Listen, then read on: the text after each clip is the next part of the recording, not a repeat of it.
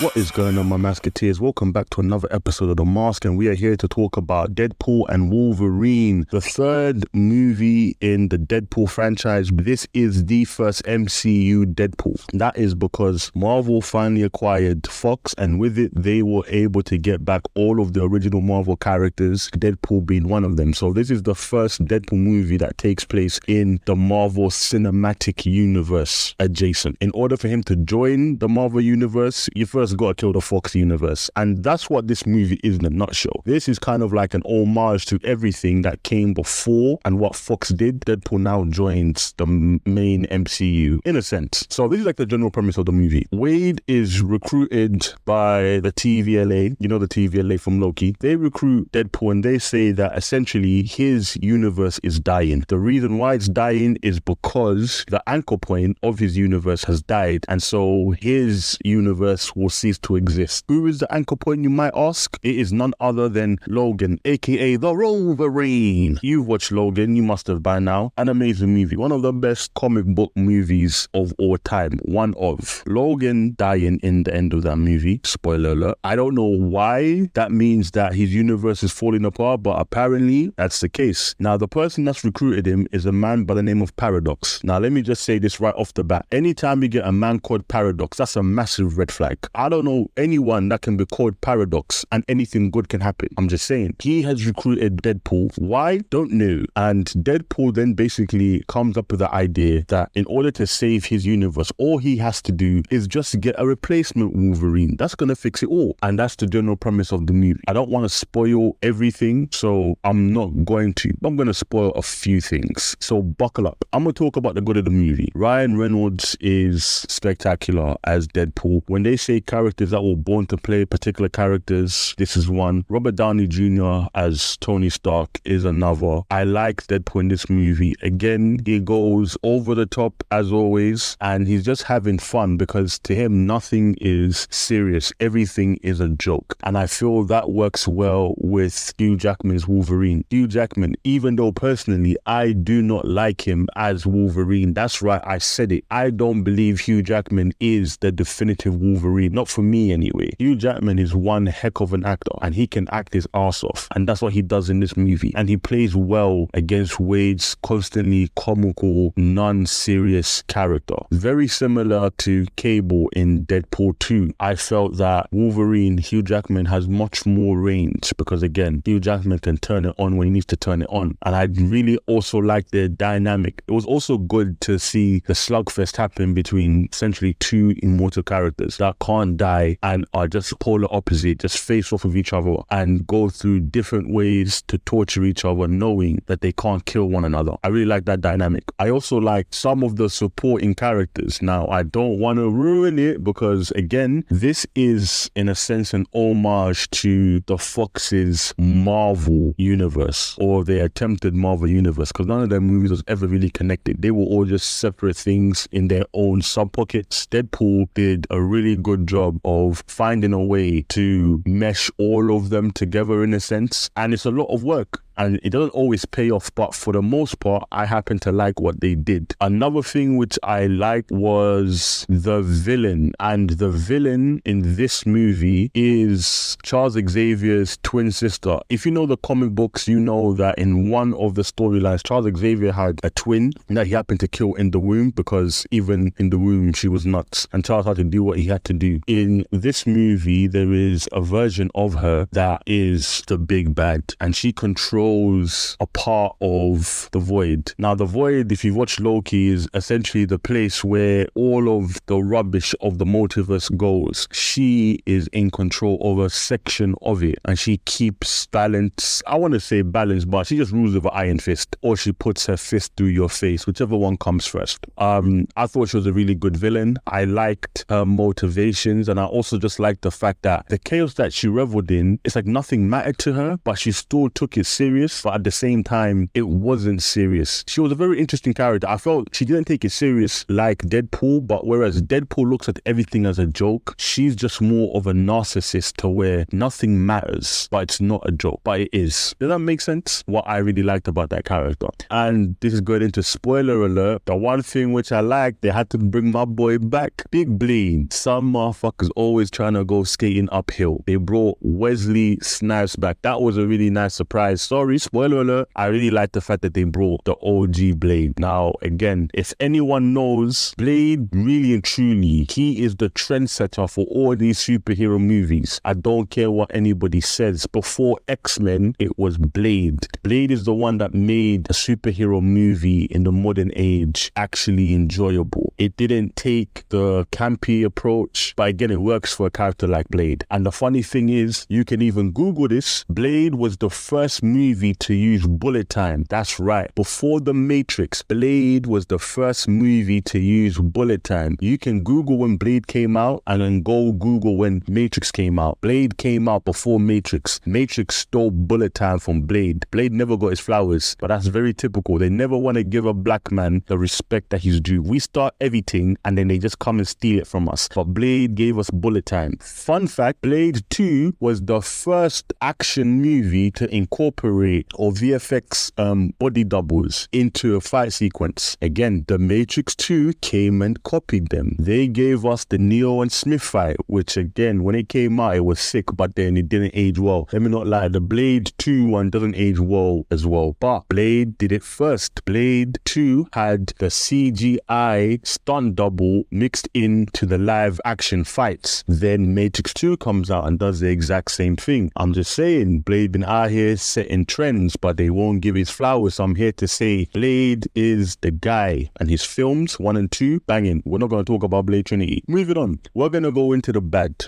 Now, I will say that as much as I enjoyed this film in and of itself is only here to, in a sense, pay homage to the Fox universe, but it's really pointless. I'm just being honest. It's a good, fun time, but there's nothing memorable about it. And I think the reason why I'm a bit disappointed is only because Ryan wanted to work with Hugh Jackman for so long. He wanted his Deadpool and Wolverine to have a crossover, and unfortunately, when Hugh Jackman did Logan, he said that was going to be the last time that he's going to put on the claws, and he meant that. So for him to come back, I didn't expect it to be Logan level, but I did expect Deadpool to be on a level to where I can justify why Hugh Jackman has come back. Only because as good as Hugh Jackman was, it was great to see him in the official Wolverine outfit and to get so many different variations of Wolverine, which I really like. In general, the storyline is not good. The action, after a while, it doesn't really hit the same because you have two characters that are unkillable, essentially. And then they go up against a person that technically they shouldn't even be able to beat, but just for the sake of the story, they do. And then they pull something which doesn't even make sense anyway in how it shouldn't have worked, but it does work. And you're just thinking to yourself, well, that was pointless and it's kind of dumb. But yeah, like I said, I don't want to spoil it too much for you, but the one thing which I will say is the storyline doesn't make any sense in terms of his Wolverine has died. Logan has died. Logan is not from his timeline because the Logan, even though he's a part of Fox, is not a part of Deadpool's timeline. So the fact that he died, I don't understand why Deadpool's whole universe is unraveling. That doesn't make any sense, especially due to the fact he died a normal death. It wasn't a case of where he wasn't supposed to die, but then because he's died, now the universe is getting destroyed. It's a case of where that was always going to be his conclusion. So him dying means the world is ending? That don't even make any sense to me. And even Deadpool's plan to get another Wolverine to take that Wolverine's place, how does that work? Because again, Logan is not from Deadpool's timeline. He's not even really from his dimension. So why is getting another Wolverine going to fix that when there are multiple Wolverines in the multiverse? Again, like I said, without ruining it, it's a little bit ruined anyway, but I apologize. That didn't make any sense to me. And because of that, you kind of have to check your brain at the door and just go for the ride and just enjoy the best that you can. All in all, this was kind of like a throwaway movie. It's easily forgettable. There's nothing really to it. Doesn't mean I didn't enjoy it, but it was just like an hour and 30 minutes to kill, which is sad when I think about it, because Deadpool 1 is amazing. Deadpool 2,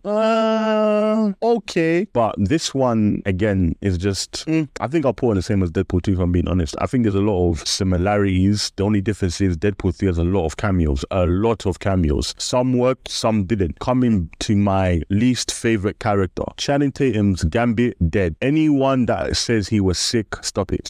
And the reason why I say that is especially after we got X-Men 1997. We saw what Gambit is supposed to be. If you ain't watched X-Men 1997, please go and watch that show. Even though Gambit doesn't take up a lot of screen time, the screen time that he does take up, it is fantastic. The name is Gambit. Remember it. Hands down one of the hardest lines and the toughest scenes in the whole season. Channing Tatum's Gambit is meant to have like the Cajun accent. Oh my god. Even Deadpool had to make fun of it because it just sounds so stupid. He doesn't sound charming. He's suave. He don't sound like the Cajun. He literally just sound like, I don't even know. Do you remember the guy from The Green Mile? If you guys have never watched The Green Mile, there was a character in The Green Mile that used to be the owner of a mouse called Mr. Bojangles, and he was like one southern talking bumpkin. That's who Gambit sounds like. He just sounds like one man that came off the railroad and it was just dead. I did like the fact that, you know, he was blowing people up, and because again it's rated R, he gets to fully blow people up. But apart from that, yeah, Channing Tatum ain't it. Thank God he never got cast as Gambit, because it's only because of Deadpool he even looks Gambit accurate. That's the only thing. He's wearing the Gambit outfit, but even then the Gambit outfit don't even really feel like it's Gambit on him. It looks and feels like he's playing as a cross-dresser, a good cross-dresser, but I don't really feel like he's Gambit, if that makes any sense.